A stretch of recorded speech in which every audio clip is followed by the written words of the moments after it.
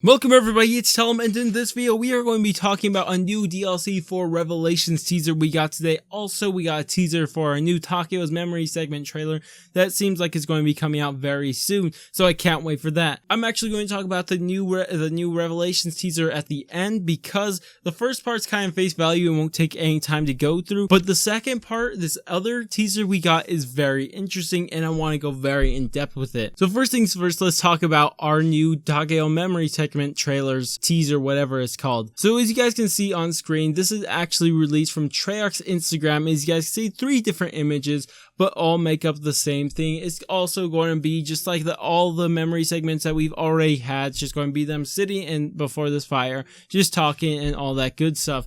So it's going to be very interesting, and I cannot wait to see what they're going to say in there, especially after seeing what this image they released is. So that's about it for this one, but now we're actually going to talk about the other teaser they released. And people, myself, I say this is a DLC 4 teaser because of a few reasons. I'll talk about those in a second, but some people were saying maybe they were just another teaser for the Takeo's Memory segment. They were saying maybe it relates to Zetsubou no Shima and a whole bunch of stuff like that. But I'll be talking about why I think it's the Revelations teaser. So let's actually look at this image that we got. So as you guys can see, we can see a katana in the background, kind of blurred out, and this katana is obviously Takeo's katana. I have no idea why people would think otherwise. I don't know, it's just a lot of people were questioning if this was Takeo's katana. It's like, can you give me a reason why it wouldn't? I just don't know why people would think anything else, but that's not important. But what's important, there's 2 other things that I found even more important than the sword itself. So as you guys can look on the sword, what do we see on it? There's something on it, and I can assume that a lot of people know what this is. It obviously looks like blood. So this blood can mean a few things, but we'll come back to that after we actually talk about what I think is the most important thing of this whole image. As you guys can see, we have a leaf right here, and this isn't just any leaf. This is a sakura leaf, or in English, a cherry blossom leaf. And these, if you are unaware, are very significant to Japanese culture.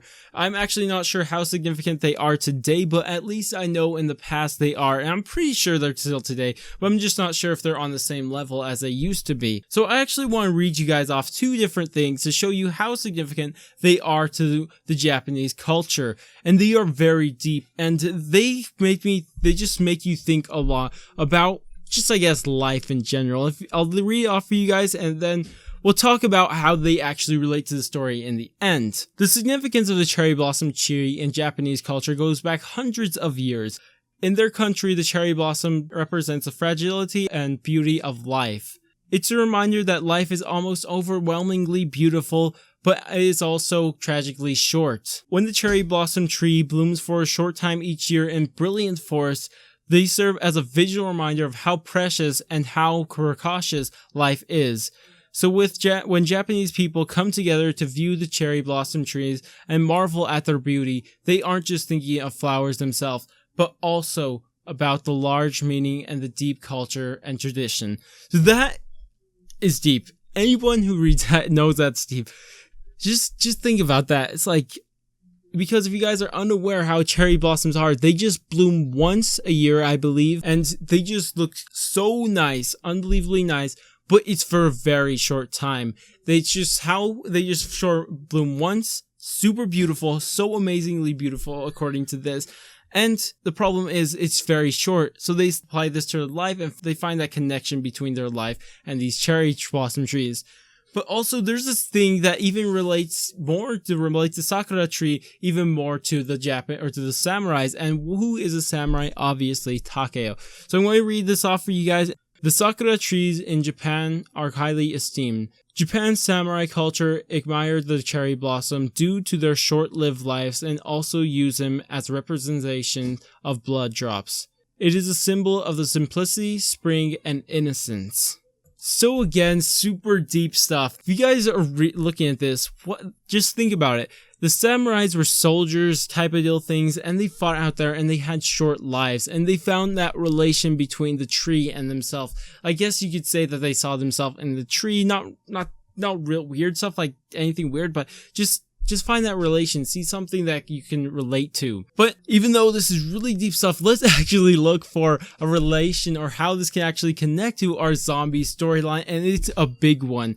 So if you guys look at this, both of these, how it relates to Japanese people and to the samurai of Japan, just think about it. They're both talking about how their short-lived life. It's just talking about death pretty much. Their life is beautiful, but it's short and they die soon. And it's very interesting, but just think about it. If you look at the sword again, let's go back to our image and we'll look at the sword and there's blood on it. So what people are saying, maybe this relates to how Takeo killed his 1.0 version of himself, but what I believe it to be, I actually think this is actually going to relate to DLC 4 in Revelations, that maybe this is relating that Takeo may die inside Revelations. Maybe it's just talking about how there's going to be maybe another Takeo, and again, he's going to have to kill him, maybe one of the soul, how his soul was taken there, and he's going to have to just do something like that. But I'm leaning towards that this is actually relating to Takeo dying inside Revelations. I know a lot of people have already suspected this for a very long time, but I see this as even more evidence towards that idea. Now, myself, I don't actually want to see our characters go, but we did hear that this is going to be the end of our story of these characters at least, and it seems very very obvious that they may die inside Revelations. I'm not sure how exactly they're going to go about this. Exactly, they can go from maybe Takeo ends up having to commit suicide again like he did, like the 1.0 version of him did. Maybe he actually has to kill someone. That's another idea. Then maybe he actually ends up killing another character or just someone else in general. Of course, he's killed multiple people, you would assume, but I'm not sure. Also, the last idea is that this is actually relating to Takeo's memory segment trailer, and he's going to be talking about something that happened in his past.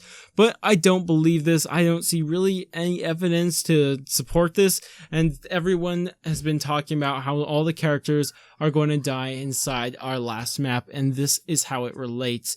Because they have these short but brilliant lives, and they live them to the fullest, but end up dying in the end. So anyways, if you guys did enjoy this video and at least found it enjoyable, go ahead and thumbs up. And if you guys want to stay tuned for more anything zombies related, teasers, trailers, anything like that, anything new, Easter eggs, anything at all. I said anything a lot of times there, so ignore that anyways, but I'm gonna go and I will catch you guys on my next video.